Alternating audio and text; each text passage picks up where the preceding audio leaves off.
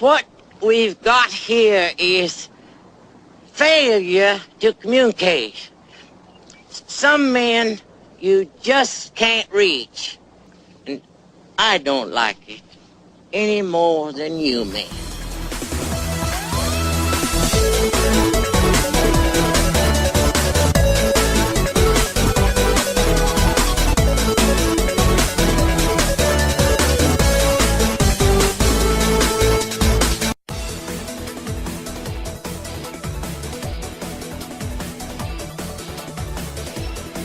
Hello, everybody, and welcome to this 22nd episode of Sonic Talk. My God, I can't believe we've gotten this far. 22 episodes. That's just 3 more, and we'll be at 25. I'll have to do something special, like I don't know, suck a little bit less, I guess. Well, not like the Sonic comic. We don't have to do something special every 25th issue. And by the way, in case we actually use this podcast. Jason's internet upload speed is very shitty right now, so I can only hear him about half the time, so expect me to be saying, "What?" a lot like a very old man who has, like, no ears left, because he lost them in a war. Okay, let me unplug some stuff just so... I can see, now I can hear you fine. I think you just have to talk about unplugging headphones, and then it'll let you come in clearly, because Internet God just feels like doing that today. No, I mean, shutting off any devices that might be sharing, our internet. And there you go. I've lost. You're coming in all shitty again. Okay, well, I'm going to start off, since I can hear myself, with games and shit. So let's talk about what we've been playing. We've been playing, yeah. So let's see. I've played a lot since we last did our podcast in early June. So I guess do the highlights of first I played The Last of Us, which was incredibly awesome. I haven't finished it because it's killing my PS3 like you wouldn't believe. Okay, well I'm going to have to spoil the ending soon. So no. And then after that I played Deadpool, which was a completely different kind of game. But I also had quite a bit of fun with. And it was very interesting playing these two games back-to-back because they are two completely different interpretations of what a video game can and should be. The Last of Us is all about immersion and a deep storyline and really wants you to make you think that you're in the world, like from the sound design to the beautiful story and wonderful voice acting to the incredible amount of versatility you get from the incredibly depressing storyline.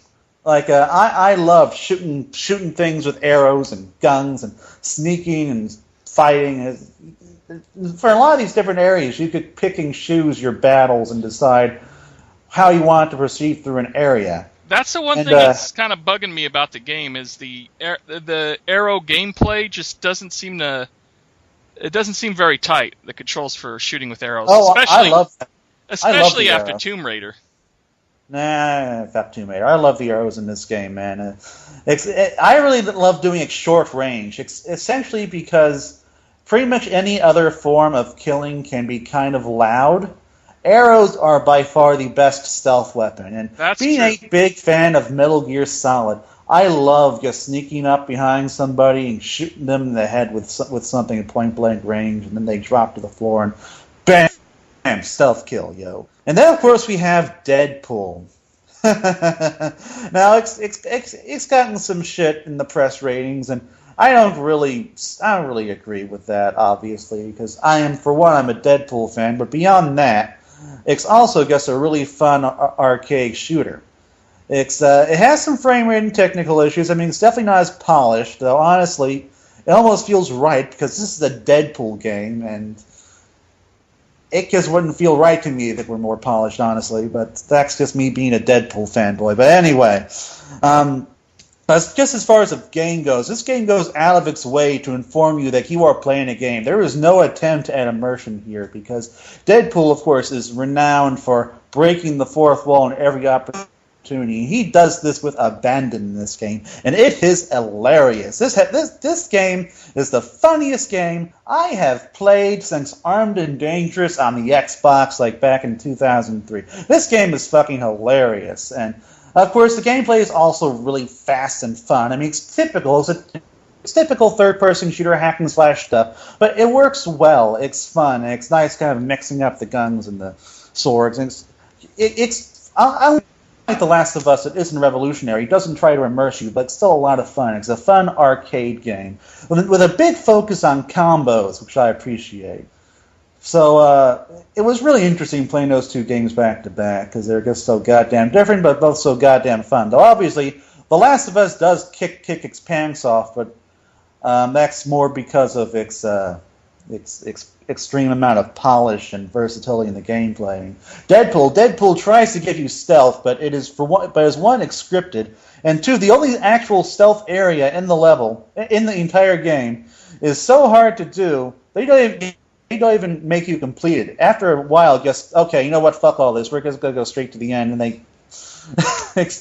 It's kind of a hilarious bit of self-admission that, our stealth areas aren't very good. Okay, anyway, since then, I've also been playing lots of 3DS as I travel around and do shit. I've been playing Icarus Uprising for like the 5th time, trying to get to 100%. I'm currently up to 85%. And I've gotten back to Fire Emblem Awakening, which is a really fun game. But I had to start over because when I switched to a bigger SD card, I somehow completely lost that save file, which pisses me off. Okay, and that's it. Oh yeah, also been playing lots of PlayStation 3 recently, especially Ratchet and Clank, the second future one, A Crack in Time, which I finally got to after like several years of it sitting on my shelf. Yes, it took me like, I think it came out in 2009. So like 4 years to get to that game. Well, I can honestly say I got to play that and beat it before it came out because back in 2009 I got to go to an Insomniac event all the way out in Burbank. Assholes! Got to see the offices. Got the game for free, and I got mine's all autographed by everyone who worked on it. Real happy with that. And now we're finally getting a sequel. Yeah, which is what's spurred me to play this one. Yeah, hell yeah! And We're finally getting a Ratchet and Clank game that looks like it'll be a lot of fun. We're actually getting a real Ratchet and Clank game instead of. Hey, the other ones were real. They were just spin-offs. I mean, they technically existed, so they aren't. Well, they were more spin-offs. I hate that term. In case you don't notice, I hate the real term. I hate it so much. Anyway, I'm very happy with that. I mean, they say it's going to be a shorter game. Okay, now you're coming in poorly right now, so just talk and. If I hear something clearly, I'll probably comment on it. You don't have to comment on that, okay? I mean, I'm saying is that it's going to be a shorter game like Quest for Booty was, but not. It's not going to be as short. But it's not going to be as short. You're interrupting me before I finished talking. Yeah, but you're coming in clearly, so I'm having a conversation with you while I can. Yeah, but I'm not. I was about to say it's not as short. It's going to be quite a bit longer, and it's going to come out at $30 on both download and retail. So that's pretty awesome. The one negative about me waiting so long to play A Crack in Time is that I pretty much know how it ends, because in this next game, Clank is attached to Ratchet, so there's no mystery of whether or not they're going to get back together at the end of the game. Oh, that's obvious. That's always going to be obvious anyway. Yeah, I don't know. I mean, Ratchet has jet boots now. What does he even need Clank for at this point? All Clank was really good for was buddy. The helipad. And they also have a great character dynamic and all that stuff, but as far as functionality is concerned, they replaced him with jet boots. I mean, thank God, given that I'm pretty sure I'm halfway through the game now and they still are apart, but let me tell you, Clank's bits are probably actually the best bits in the game because it's this really complicated puzzle-solving stuff, and it's really well done. Have you ever played any of the HD collection with the old PS2 games attached? Oh, no, I've never beaten the original Ratchet and Clank. The only one the original Ratchet in the first game, he was kind of an a-hole. Yeah, I know.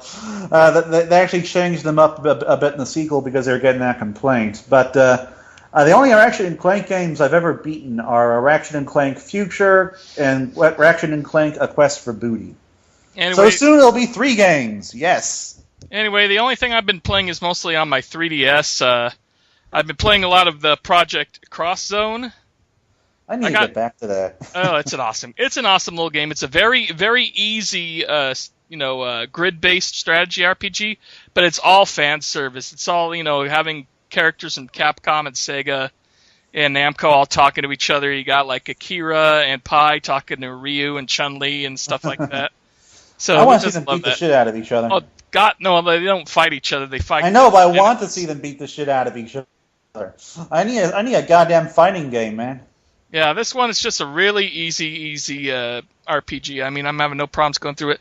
I'm kind of cut off on that right now because I started Animal Crossing with my niece. I mean, the only reason I picked this up is because everybody I know is playing it and talking about it. Every podcast is talking about it. Oh my God! My niece started playing it, and I wanted to have something to play with my niece because I don't see her that much. So I decided to go ahead and jump on this because I haven't played an Animal Crossing since the GameCube days, way back. I got Animal Crossing for the DS. I tried to get into it. It was boring. The mole guy was an asshole. Oh, I love the mole guy, but he's barely... I wish I had gotten the game before Comic-Con, because everyone was playing that game at Comic-Con. Fucking Jordan Vasquez of Invader Zim was playing that game at Comic-Con. Everyone was. My God. It's definitely got a lot of improvements over what I played on the GameCube. There's more stuff to do. Tom, you don't owe your life to Tom Nook as much. But you still have to pay him off for long. They need to make an Animal Crossing game where you can just shank that guy. Shank that guy in the prison bathroom. Yeah, I'm glad I could at least, I don't know if I could evict a citizen, but I can... They're coming in as a series of grunts again, but awesome. I can say if somebody's, bad or not, because we have this one guy in my town who's a ram who's dressed like a clown, and you go into his room and it's like a big circus thing with a really dizzying floor and balloon bed and balloon this and that, and he's just creepy as hell. I want him out of my town now. I may actually have to watch this episode of Sonic Talk because I have no idea what you're saying. Anyway, fascinating. Well, I'm also been playing Monster Hunter 3 Ultimate now on my 3DS, so I play it at home and I'm playing it at work because I'm obsessed with it. Well, okay. I'm back to being obsessed with it after being 2 months away from it. Okay, are you talking about Project X Zone right now? No, I was talking about Monster Hunter. Oh, Monster Hunter. Okay. Anyway, as far as Animal Crossing is concerned, now that I'm past the last big convention for the year, I kind of lost my motivation to get it. But I don't know. I mean, it's $40, and I usually get these games digitally, so I'm a little hesitant to get it. We are getting into August, and there's going to be a shitload of games coming out. So if one doesn't interest you that much, it's a good idea not to get anything right now. Yeah. Because Wii U is finally getting a good amount of games this month. Really? Huh. You got Pikmin 3, you got Splinter Cell, you got your Disney Infinity. There's Angry Birds, and there's some other stuff. Angry Birds? Are we really calling that a killer app for the Wii U? Hell no, that's old. That's an old port. Anyway, I guess bought Earthbound. I didn't really need to play that biz. Hope it was worth the $10. I mean, I've heard great things about it, but... Oh, I forgot. I downloaded Cloudberry Kingdom, but I forgot all about Earthbound. I gotta pick that one up. Yeah, I'm going to try the Cloudberry Kingdom demo on the Xbox 360 before I buy it on the Wii U. Well, it's a big demo. I was playing that for like 35 levels, and it was still going. Good, then they have plenty of room to convince me. Right. Anyway, as far as movies go, we both saw Pacific Rim. I've seen it twice. You saw it once at Comic-Con. And the Wolverine, which we both just saw today, and I would much prefer to talk about. Okay, because it's fresh in your mind? Yes, that is the exact reason, yes. Although I love Pacific Rim more. That was my movie of the summer, was Pacific Rim. I'm trying to collect all the toys except the Gypsy Danger on Amazon. It's like $45. My movie of the summer was Monsters University. The Wolverine was still pretty fun. Monsters University was a lot better than I was expecting, because Pixar's been kind of disappointing lately, and that one was not. It was as good. I'd say the only disappointing Pixar movie was Cars 2, and even that had some entertainment value. Well, Brave turned into something I was not expecting.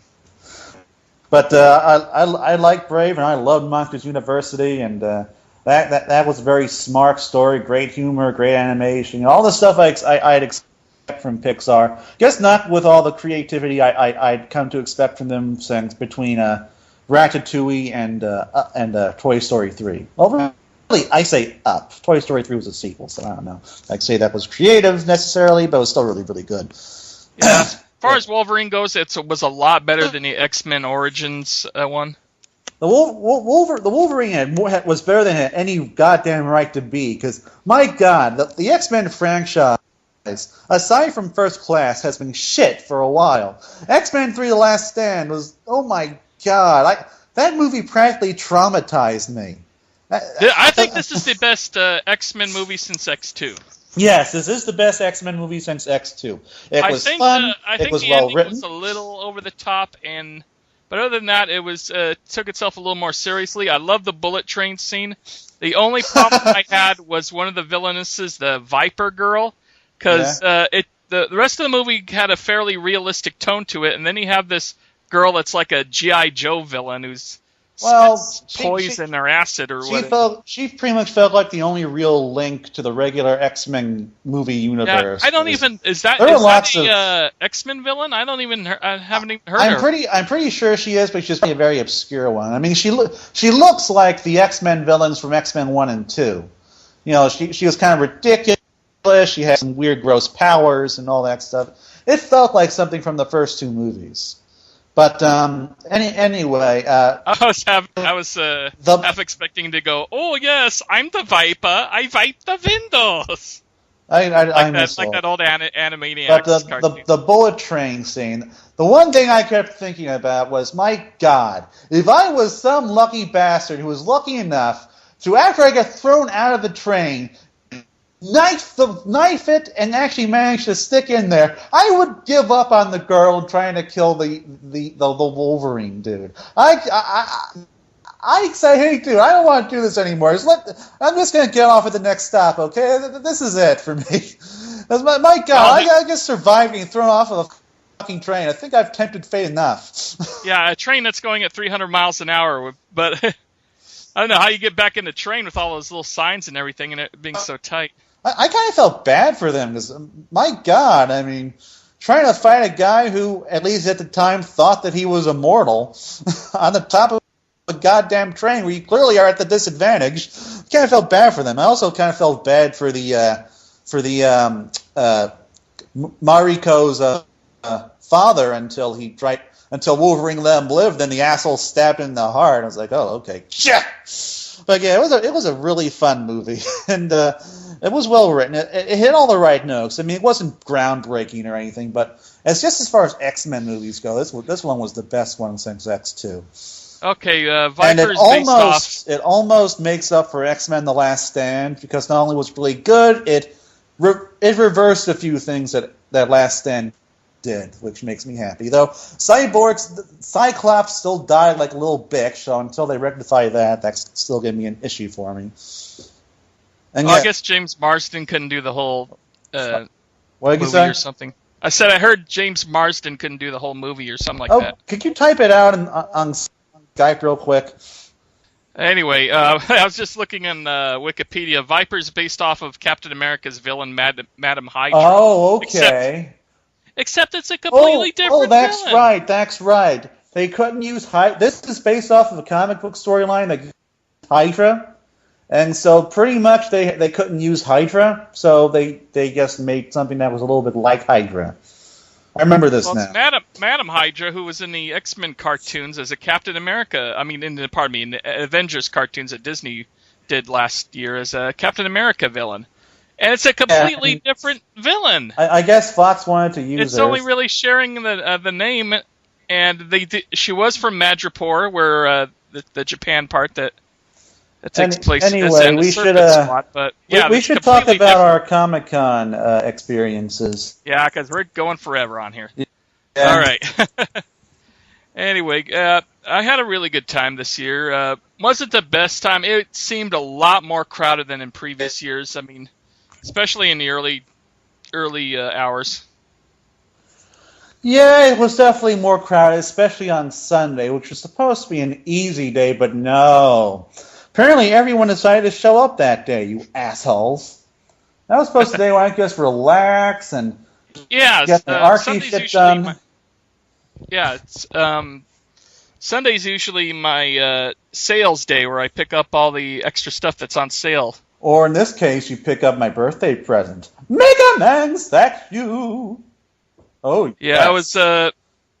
It was Alex's birthday, so I got him a nice present because I feel like I owe you after all this time. Yes, and for your birthday, I'll be getting you a GPS so that you stop getting lost on your way to the airport. I didn't get lost. I just went the wrong way. Okay, you didn't get lost. You just went the wrong way. Exactly. Totally different thing. I had a general idea of where I was.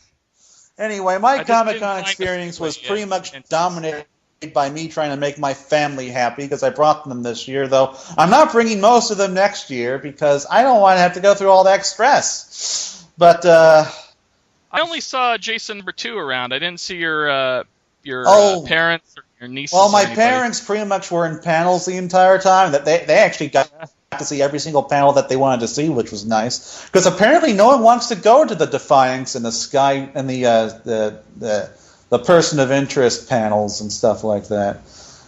But and I got to see Robert. I got to actually meet Robert Carlyle, who plays Rumpelstiltskin in Once Upon a Time, and Rush in Stargate Universe. I got to meet Robert Carlyle in a wig shop, and you are coming in there's like this whole avalanche happening in your room right now. Are you okay? I'm fine. Okay, there's some really bad shit going on in your room right now. It's like, oh wait, it's gone now. I don't hear it. Of course you don't hear it. I hear it because it's on your end. Why do you keep saying that? I'm not. I thought maybe it's my fan. I just turned my fan. There it goes again. Oh my God! Why the one time my setup it works, your setup doesn't? Why does Internet God hate me so? Well, yeah, actually, you've been cutting it off a little bit. Not bad. Oh God. Not too. Maybe it's this old. Okay, it's could be this old mic headset. Let's keep going. I'm gonna just edit this part out. Oh, okay. Anyway, so yeah, I got to meet Robert Carlyle, and he was awesome. I don't know why he was in a wig shop. I mean, I don't know. Maybe he wears a wig, but it looks like his real hair. But well, anyway. Well, I got as far as I go. I'm a big Godzilla fan. It was a good year for Godzilla fans there. I got to go to the Godzilla encounter. Godzilla. I had to wait in line at Legendary Pictures to get a pass for, and then I go to the place, and it's right behind my hotel. So I just went home right after, and that was actually cooler than the Godzilla panel because they actually had real props from the 1954 Godzilla. They had the oxygen destroyer, which kills Godzilla. They had the Godzilla suit from Godzilla 2000 there, still intact. They had a bunch of little statuettes of what the current Godzilla is going to look like. They had this big old fake Tokyo City, downtown Tokyo that you can walk around in. And you could take pictures of that part, in which I got to put up on my Facebook. But then they say, oh, Godzilla's coming, and they rush you into this little like army room where you can flip switches and knobs and watch Godzilla coming in on the radar, and then they take you into a little elevator that goes to like a 25th floor, even though you're on a two-floor building. And the elevator starts shaking and lights flashing, so then they shove you all out into an office where the blinds are drawn out so you can look out the window, and they're all, check for Godzilla, he might be coming soon. And sure enough, you see a big Godzilla walking past your window. You can see him really good. The design on him looks awesome. I guess hope the Godzilla. And then he turns around and he looks right into the window, and then he walks back off. Oh yeah, I saw a little video of that on YouTube. I just hope this Godzilla movie doesn't suck because this is pretty much their only chance of netting me into the whole Godzilla thing, because I ain't watching those Toho suit fighting things, and I ain't watching that 1998 movie. So This is it. Well, you only like CGI Godzilla? Well, no. I wouldn't mind if Did Pacific Rim sell you a little more on it? Yes, it did. I mean, I don't mind giant robots and giant monsters beating the shit out of each other. I just don't want it to be people in suits because, I don't know, Power Rangers. I hate Power Rangers. And that just reminds me of Power Rangers. I don't like Power Rangers too, but I always loved Godzilla. Fuck Power Rangers. Anyway, I did see a new teaser for it, and so besides Godzilla, there's going to be like other monsters in it that he fights, so that's good. But the scene they showed was this almost Cloverfield-like spider-type monster destroying this airport that people are running away from. And you don't get to see Godzilla's full body, but you see his legs and tail walk by. And the monster, the spider monster thing, only comes up to Godzilla's knee. Then the rest of Godzilla's up there, so you can tell it's about to get its butt kicked. He's about to step on that goddamn cool spider. Oh yeah. I also, of course, we got to meet the Archie people. They were awesome as usual. Ian Flynn stole my hat. And Dubs was, awesome, and Aaron was awesome, and the Sega people were awesome, and I also got to meet meet a lot of comic book creators. I got to meet for the first time one of my favorite artists, Aaron Diaz of Dresden Kodak, who writes he writes pretty much for this webcomic website, Dresden Kodak. If you like beautiful art, I highly recommend you head over there and take a look at his art blog and his comics and stuff, especially his recent stuff. I also got to meet Chris Hastings again, the creator of Dr. McNinja, and we both Jason and I got to meet the creator of Boxer Hockey, whom some Sonic fans may know as the guy who did the Sonic's Big Fat Adventure webcomic, which he was selling as a book. Yeah, for $5, so he gave it to me for free. I guess because I don't know. He's awesome with it. Well, it's because I bought both of his Boxer Hockey books as well as this new little comic called Diesel, which I highly recommend you guys check out. Just look up. I don't think that the actual comic's available via the web. You'd have to buy the book, but buy it. Be nice. Be happy. Yeah, the Sonic's Big Fat Adventure was $5 for a 10-page comic. But, yeah, but it's such a funny little thing. You gotta want it. And by the way, just type in Boxer Hockey in the Google and you'll be able to find that. And I highly recommend checking that out. The art gets really good after about 50 pages. It gets really good. So just keep going. Well, let's talk about the Sega Arcade. You were mentioning that. Let's talk about what now? I kind of lost that. The Sega Arcade. Oh, the Sega Arcade. Yeah. I liked it more than I did last year because last year they just had Sonic. And they just had All Stars and Aliens. This year they had Total War, Sonic, and Mickey Castle of Illusion. Yes, not Epic Mickey, it's Castle of Illusion, and also Hatsune Miku, which was a big surprise. Of course, I didn't check out. It had huge crowds. Yeah, which really it surprised me because this demo was available on PSN. That's why I didn't go out of my way to play it, and it was still drawing a lot of people, which is surprising. I think Hatsune Miku and the whole Vocaloid thing is going to really start cashing on in the U.S. soon because there definitely seems to be some demand for it. There were quite a few Sonic fans this year too. There was a guy going around. There was quite a few Sonic fans last year. Wait, there was a Scourge? Well, how did I miss that? Yeah, there was. There's pictures of him on Sonic Stadium. Yeah, there was a Scourge. I only saw... not Scourge. I'm sorry, not Scourge. Shard. Shard, yes. I got a picture of him and posted it on the Google thing. Yeah, Shard. Yeah, Shard, not Scourge. So I'm sorry, Shard. Yeah, actually last year was much bigger because of Sonic Boom, which is not happening this year. Well, it is, but it's in St. Louis. But let's see. So it's not happening for us, basically. There's Shard, Eggman, and a pretty decent... A pretty good Sally costume, which makes you hit that odd sweet spot of not being crappy and not being creepy. It's a really good very one. Tasteful. Keeping the human, the human traits while not being a full fursuit, which I appreciate. I'm not a fan for a Sally costume is actually very, very good. I mean, it's definitely more tasteful than some of the excesses that the My Little Pony people have to deal with the people dressing up in skin-tight pony outfits. Oh God, yeah. My brother's Metropolis Comics, they had a pony party because they had a lot of the people who work on the My Little Pony comic there signing, and they had some guy came in there, I guess, dressed as Dr. Hooves, which is a parody of, and I heard he's being a little odd and such. I'd best stop talking about that now because I'm still in a weird place when it comes to My Little Pony. it's kind of a guilty pleasure that GX kind of forced me into, and so I blame him for this. But I haven't watched. Well, at least it's a guilty pleasure, and you're not got like a million different toy collections. I have GX a very open mind when it comes to animation because you don't necessarily get a lot of options when it comes to animation, so I take what I can get. But anyway, moving on from My Little Pony, and thank God no one from my family listens to this stuff. Yeah, let's move as far away from My Little Pony as humanly possible. Let's see. Well, though I will say that My Little Pony is on the verge of becoming a mainstream part of the nerd movement, so be ready for that, My Little Pony haters, because it's almost there now. It survived all the hatred.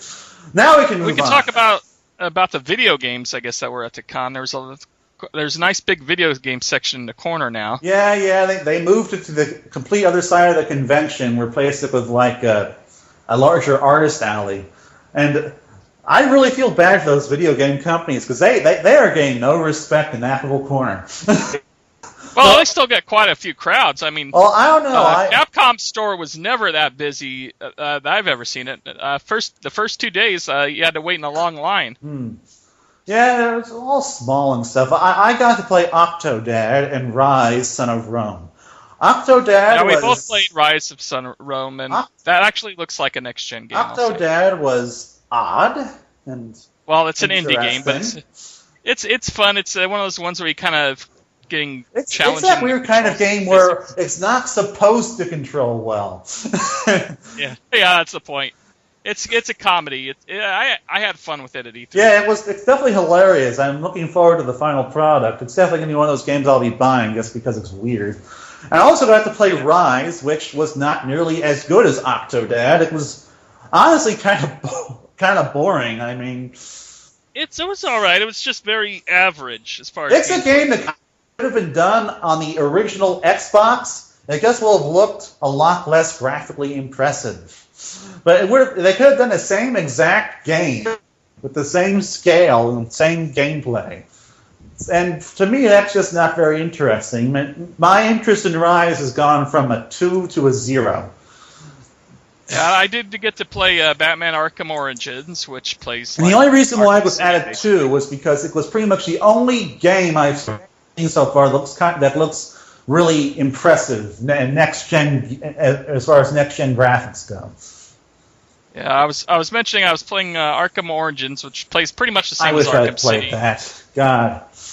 But did you hear about I guess Warner Brothers announced the multiplayer mode? Yes. That's 3 versus 3, 3 versus 3 versus 2, and the 2 is Batman and Robin. The only problem is that's not coming to the Wii U version, which is such bull. This is getting hilarious. This is getting hilarious.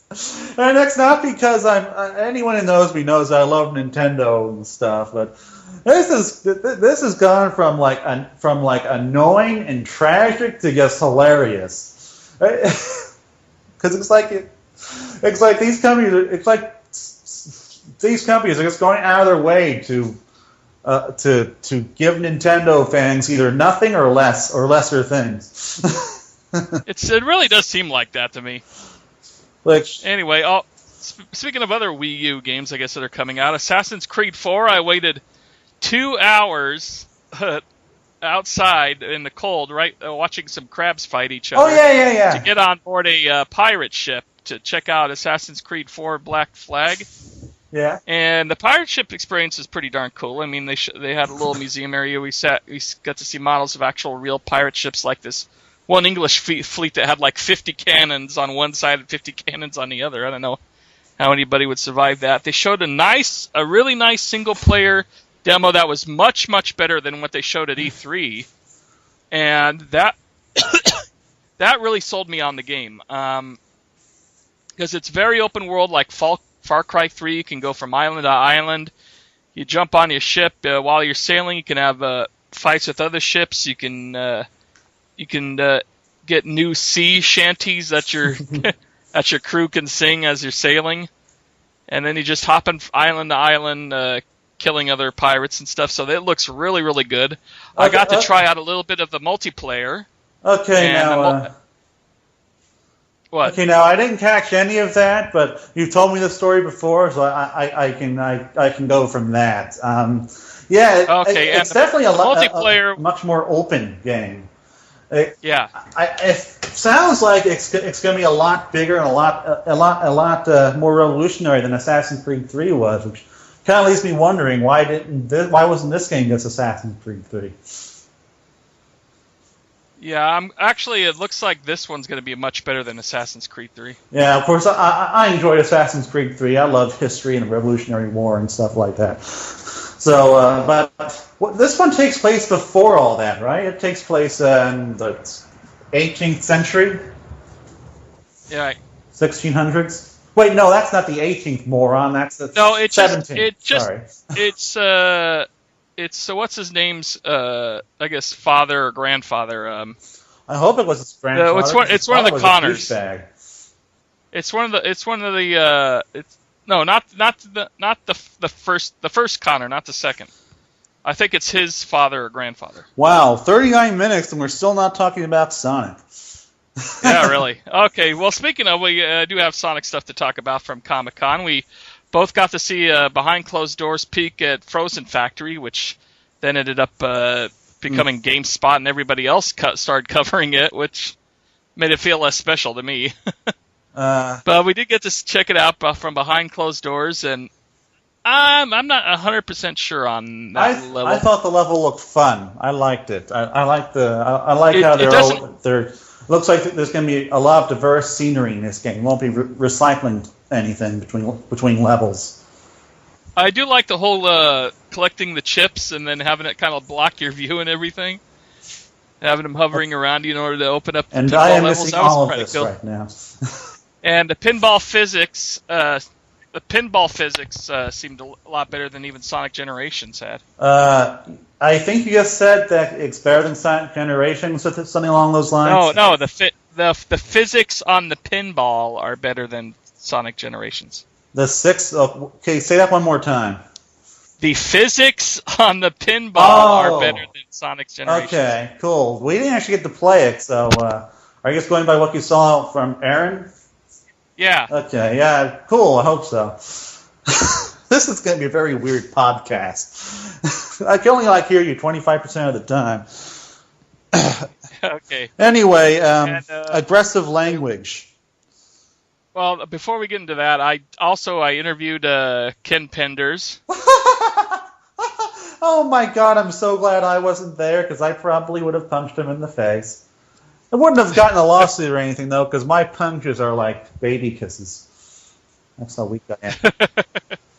No, he's a professional. You got to treat him like a professional. It doesn't help to be disrespectful like that. But one thing he said that was interesting is that both him and Archie can use his characters at any time, and Archie can use them without his permission. And I'm thinking, well, what does that mean? Does that mean that Archie has the right to use those characters now? And if so, why haven't they announced that or anything? I don't know. This whole thing has been weird and cagey. I'm thinking that if Archie isn't using the characters, it's because Ken Penders can use them. They don't want to spend money essentially marketing his characters. Which, again, even though that's a decision on Archie's side, I still want to punch Ken Penders in the face. But anyway, getting... Yeah, his arguments about people's criticism on his art, though, is laughable. Oh my God! It's emotional. Penders, speaking to you as someone who does not want to punch you in the face, I am in the non-punching mood right now. Your art was never very good.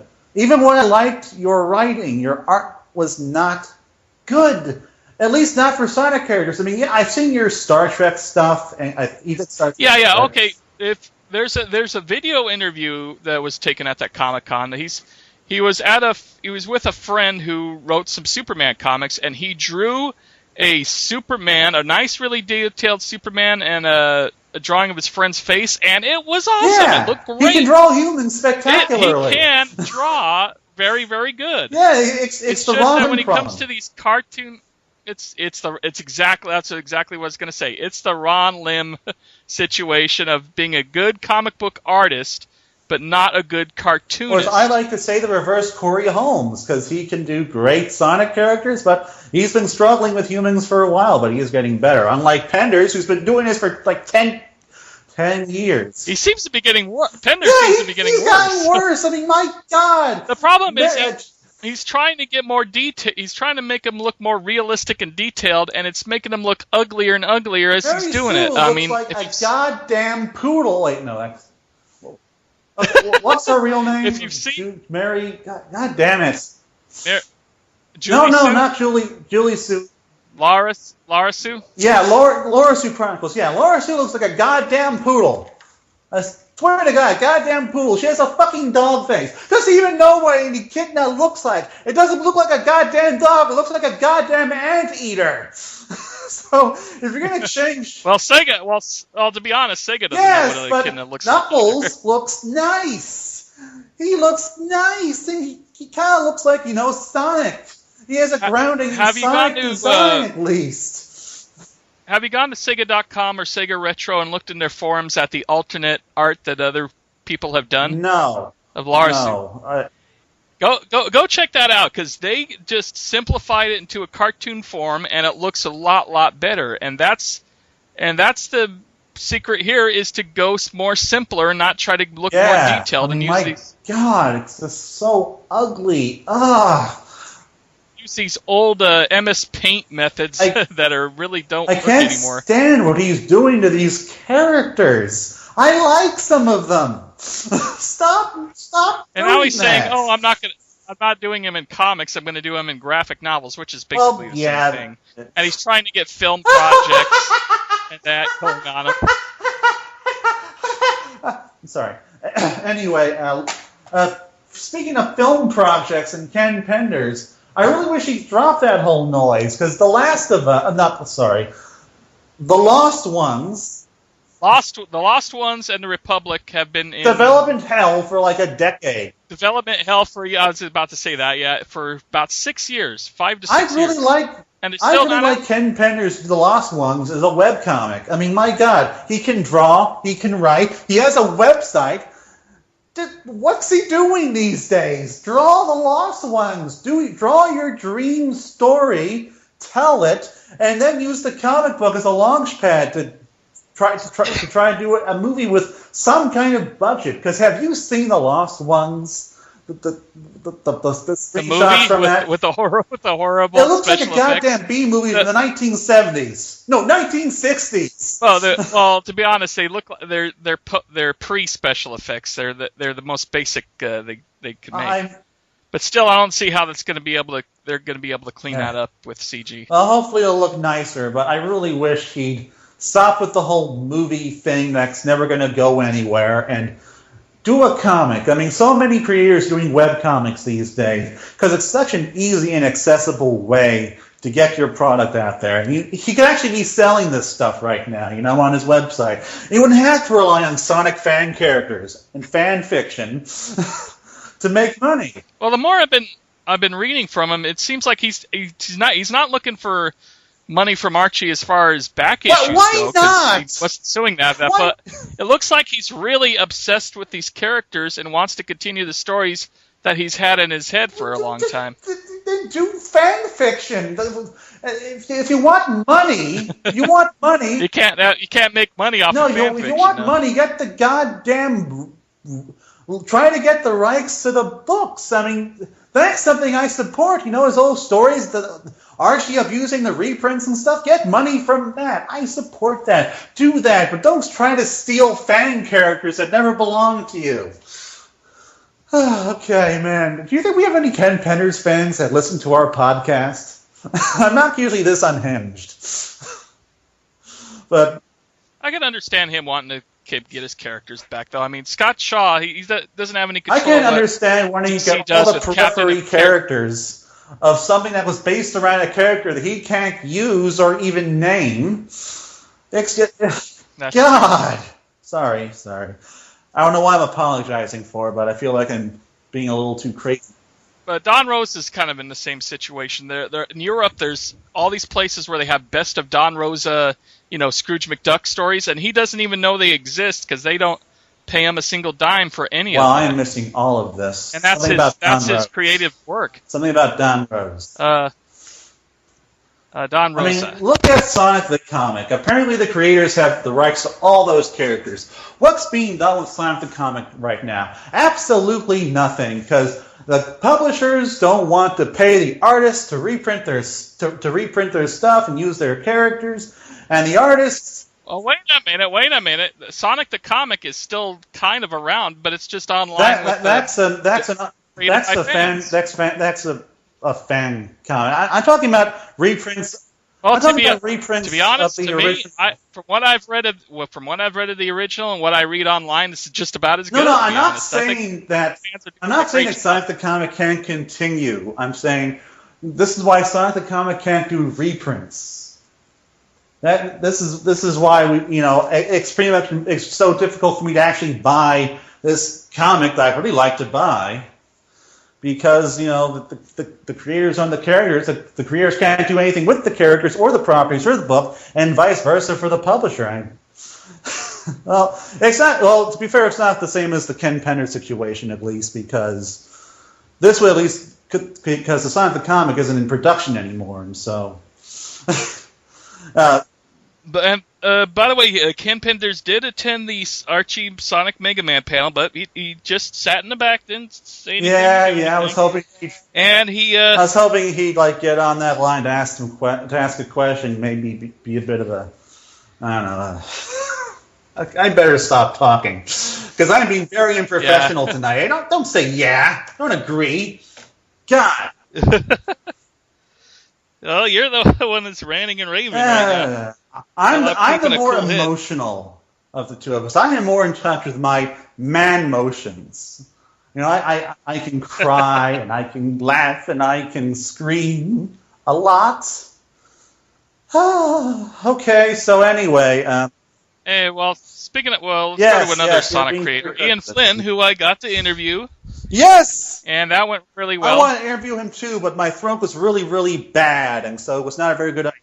Oh, by the way, my throat got really bad the day after Comic-Con, I pretty much got my entire family sick, and I also probably got Ian Flynn and Dubs, and pretty much anyone who I shook the hand of sick. So, you know what, though? I was a carrier at Comic-Con.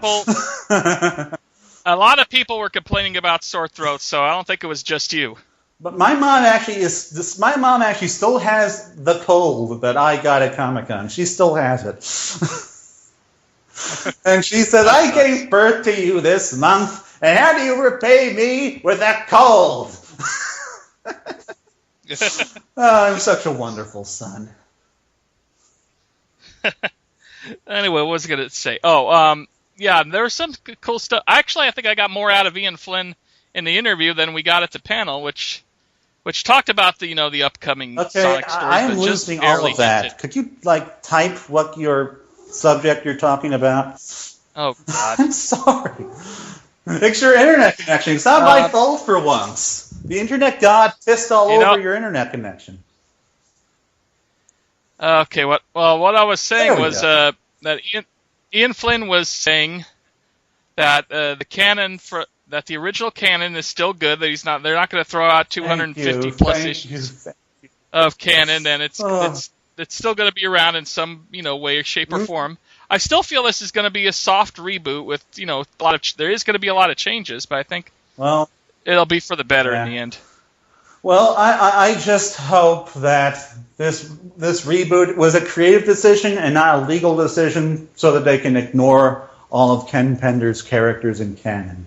Because if it's that, then I am never forgiving Ken Penders. I'm never talking to him. I'm never buying Sonic covers off of him again. Which would really suck, because they're just sitting there, wasting away, and they need a good home. Well, I guess he was claiming that Evil Sonic was his creation.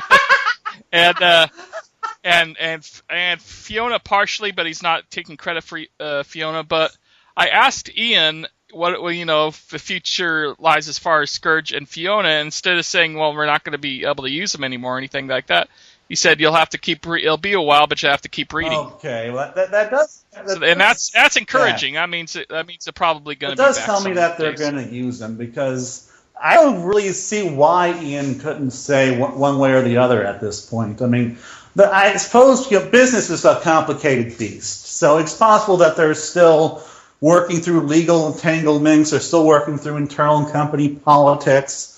And maybe say, okay, which Ken Penders characters do we not want to use anymore? Because we don't want to advertise his material here. And it could be that it's an ongoing process, but cross your fingers. I think he could say goodbye to the kid. No, God, well, no to. Look, that was a big. Yes. No, fuck you, Yes. fuck you, fuck all your, fuck you and your echidna-hating, genocidal, maniacal ways, man. Fuck all that stuff. All I want is Robbo the Hedge, and that's it. You can go and watch Transformers 3 for all I care. Yeah. Take that. Anyway, we'll be right back with more on Sonic topics and comic topics. And cursing! Fuck!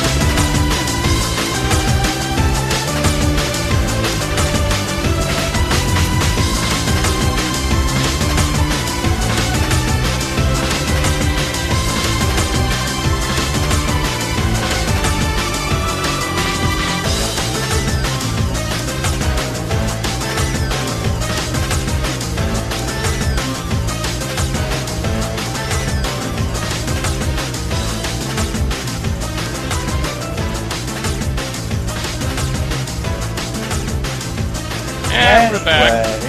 Yes, and we're back. And I'm interrupting you because I wanted to talk about things. I want to talk about San Diego very briefly. It is a beautiful city, you know? Oh, yeah. It kicks Los Angeles up the ass. San Diego takes its big, gleaming, beautiful, foot-made-out diamonds and sticks it high up of Los Angeles' dirty, smelly, stinky, rat-infested ass.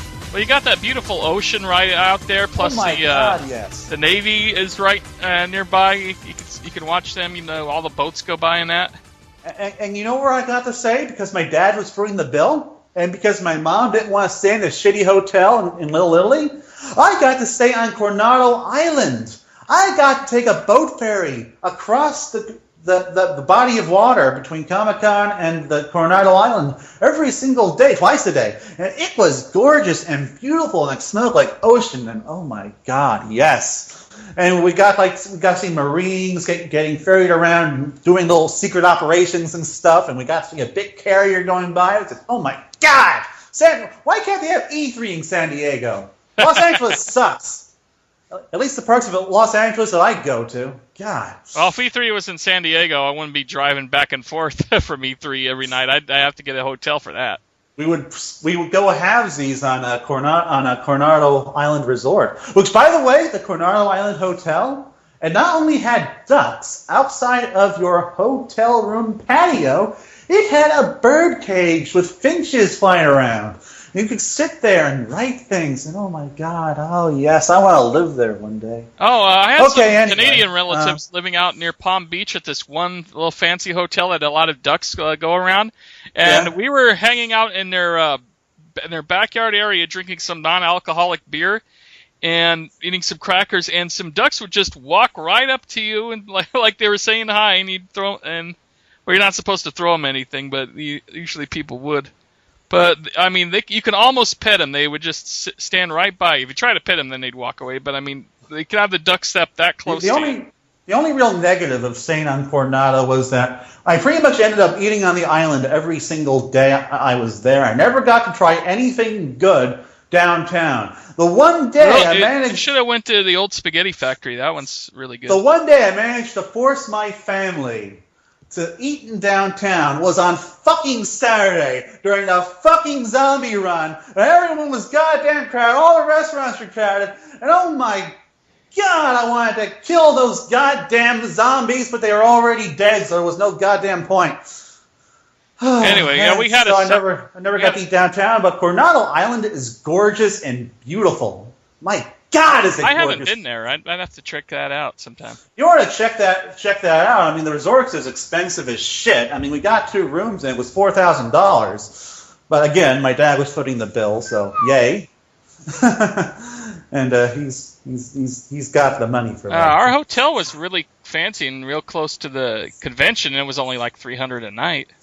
Really? I thought, well, we got discounts through some... I thought that John was a former... my brother was a former Eisner judge, and I guess the discounts we had from there are still going. Okay, I've really got to somehow judge the Eisners. I've got to do that. That's going to be my lifelong goal. I'm going to judge those Eisners. You have to contribute heavily in some way to the comic, fandom. And John's been a successful comic book manager. I am going to do that too, so that I can judge the Eisners and get a discount on downtown hotels. Plus, he knows a lot of people in the business. But actually, it's not. Well, I know. Even without the discount, that the hotel we stayed at is not like $4,000. I know some people at Archie. I know some. It was $4,000. It was $4,000 total, right? Not $4,000 a night. It was $4,000 total. Anyway, I thought that you couldn't get a hotel downtown because, the Comic-Con's hotel thing is like the Hunger Games. I mean, it's pretty much just a matter of chance whether or not you get anything at the Comic-Con bus. For my brother, it's his connections. He knows people. Because I thought you said that you were staying someplace really far away. That was what the original plan was, but then we got the hotel that we got last year. So we were really lucky. Well, I was lucky that my dad was coming, so that I did not have to spend $4,000 on Coronado or stay. Well, actually, I probably would have stayed in Little Italy because I was trying to get a cheap ass hotel near a hotel with a Comic-Con shuttle, which I thought I could just get one of those. Yeah, well, let's talk a little bit, I guess, about Sonic news. There's not a whole lot to talk about since San Diego. Yeah. Sonic World has been rated E10, mostly for aggressive language. Oh, wow. Could you type what you're saying right now? Because, again, I'm not getting jack shit. I mentioned Sonic World's, E10 rating. And it's odd because, the same writers are writing this did Sonic Colors, and that was kid-friendly as you can get. Yeah. Okay. Yeah, I assume that's probably because the red monster thing wished death and destruction on Sonic or something. I don't know. The whole language E10 rating thing can be kind of weird. I mean, for all I know, Eggman says, "Damn you, Sonic! Damn you to hell!" once, and then that's it. Well, it's also I'll be fine once I get my hands around a Zeddy and choke him to death or something like that. Yeah. What's a Zeddy? The Zeddy are the little alien monsters that you're fighting in this one. Oh, okay. You didn't know they have names like Xena and Zaki and Zuki. I know them as the monster thingies, and the red monsters, the red monster thingy, and the purple monsters, the purple monster thingy, etc. And the green monster thingy is the sassy green monster thingy. Anyway, yeah, their names are Zeddy. Okay, Zeddy. All right. So that's why all their names. Definitely better name than Black Arms. All their names begin with a Z. One thing I'm kind of looking forward to is the 20-page original story in the Sonic magazine. And it makes me very happy that that's doing more original stories in the Sonic magazine. That makes me very happy. Usually you get like another world, another time, and then 5 pages of material, and now you're getting a full comic book size, story.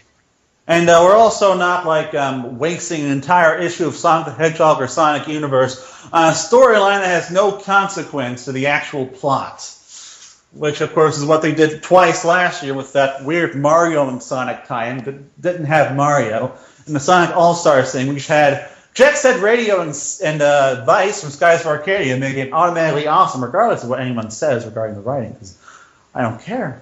I'm sorry, that Sonic Universe is horrible. And Panzer Dragoon in a comic. Yes! Now Archie needs to do a Panzer Dragoon comic. Yeah, that would work out good. Well, they're apparently doing more, I don't want to say adult, darker stories now. Like, of course, there's New Crusaders, and then there's that Archie zombie thing, which sounds like that's going to be less kid-friendly, I think. Oh, yeah, I saw the Archie panel for that, and they talked about that. And yeah, it's definitely going to be very dark. It might be under, I don't know if it's going to be under the Archie label or under their Red Circle label, where they can, more aggressively do that kind of stuff. Yes, do Panzer Dragoon under the Red Circle label. Do that. Did you hear about how it comes to be the zombies over there? What? Well, basically, Jughead's dog, Hot Dog, gets run over and hit, and Jughead begs Sabrina to bring him back to life. And first Sabrina's saying, "Oh no, I can't do that," and Jughead's like, "What would happen if the same thing happened to Salem?" And finally she did it, and it was some kind of like a cult type ceremony. So it brought Hot Dog back to life. But then the first thing Hot Dog did was it was Pet Cemetery style, and he bites Jughead, and it makes Jughead into a zombie. So Sabrina the Teenage Witch starts a zombie apocalypse. Yep. Do zany shenanigans ensue? Oh yeah, they go. I guess Jughead goes to the prom dance where everybody's at, and they think he's in some kind of costume or something, and he ends up attacking everybody. Oh wow, that sounds a little bloody. Does the Punisher burst in and start shooting people? No.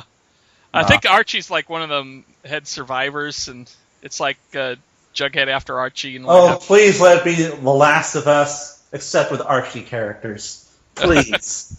That would be wonderful. I'd read that. The mutations in Last of Us is based on actual mutations that happen, fungi mutations. Yeah, the happen ants. On tarantulas. Yeah, it's pretty cool. Ants, spiders, and some crabs. And they could take control over those animals.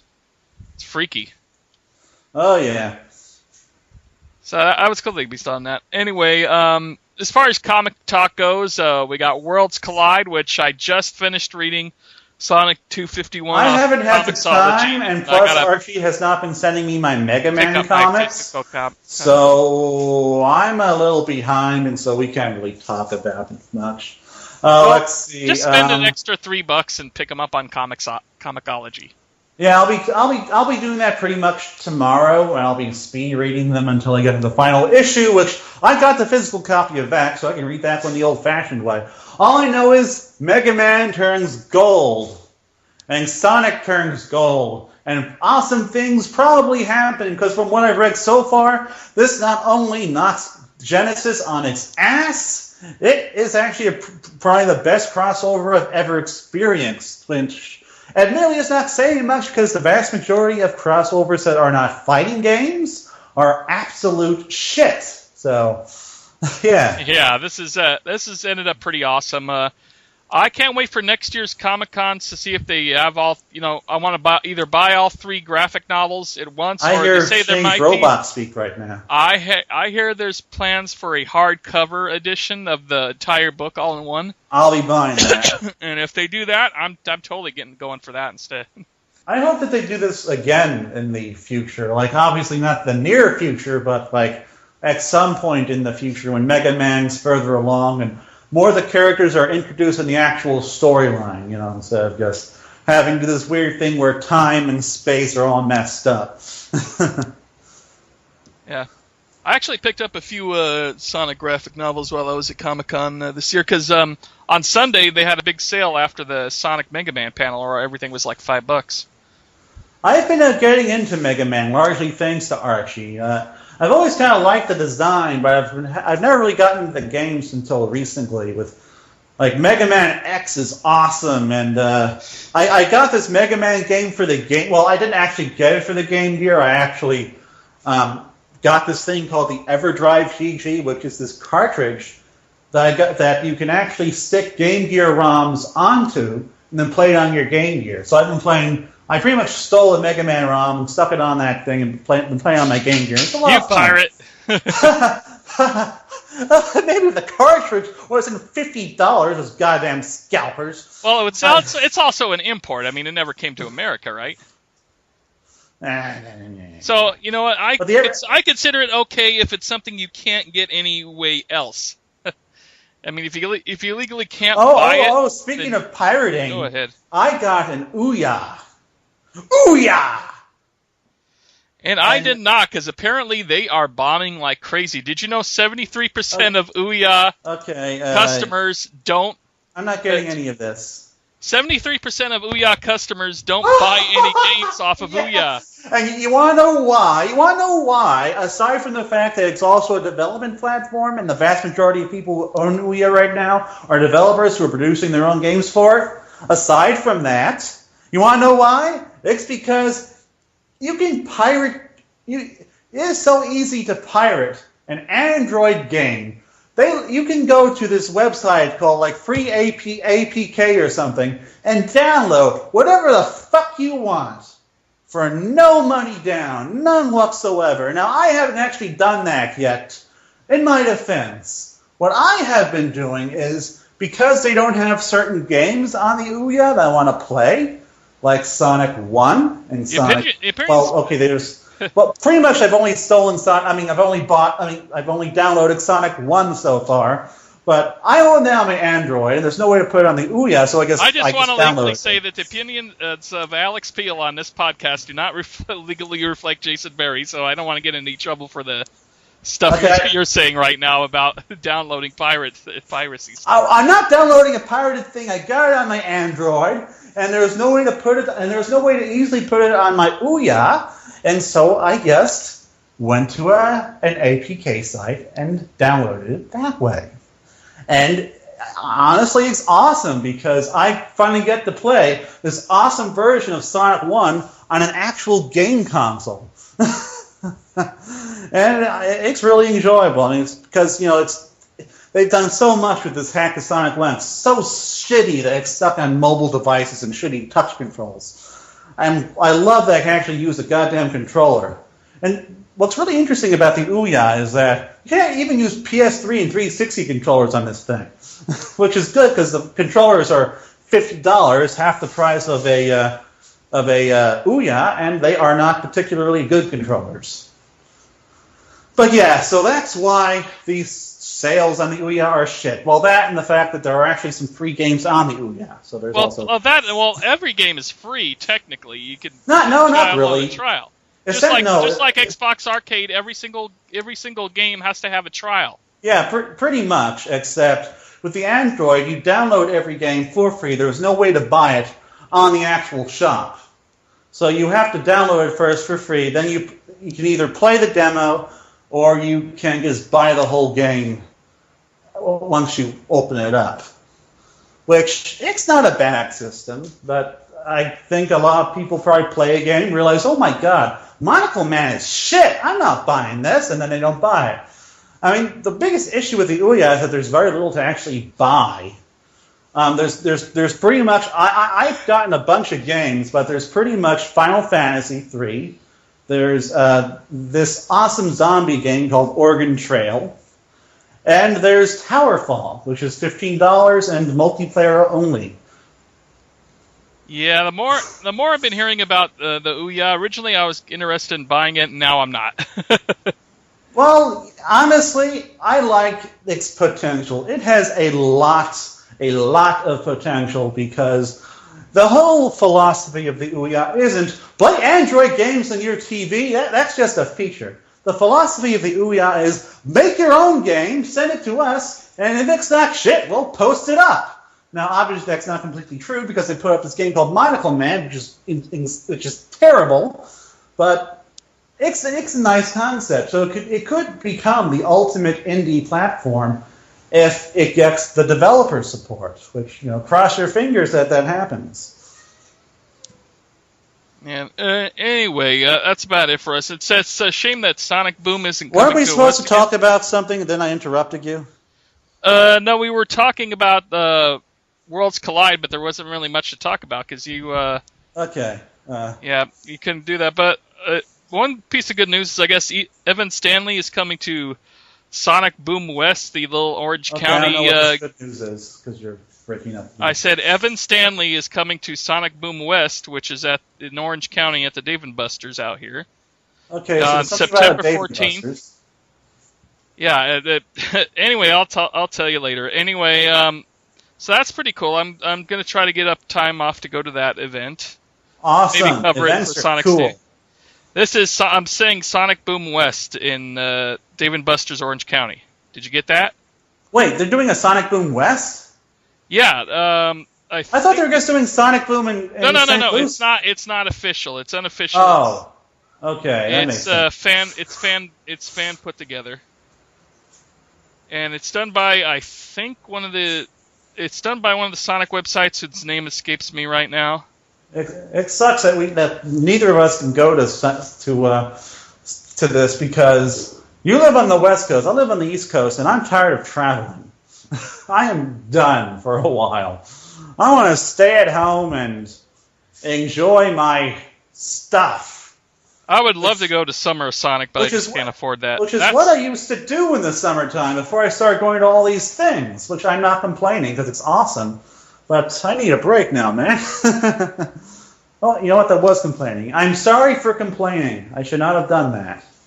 I'm a spoiled person. Stop being silent. Okay, that time I was because I actually probably would have shocked you in the face with something. I actually was silent in that one. Anyway, I think that's going to wrap it up for us. So this is probably our most rambling podcast we've ever done. Thanks. Yes, but it was also the most fun up. I've had on this thing in a little while. So there's that. Well, not counting Ian Flynn and Tracy Yardley, but those are special.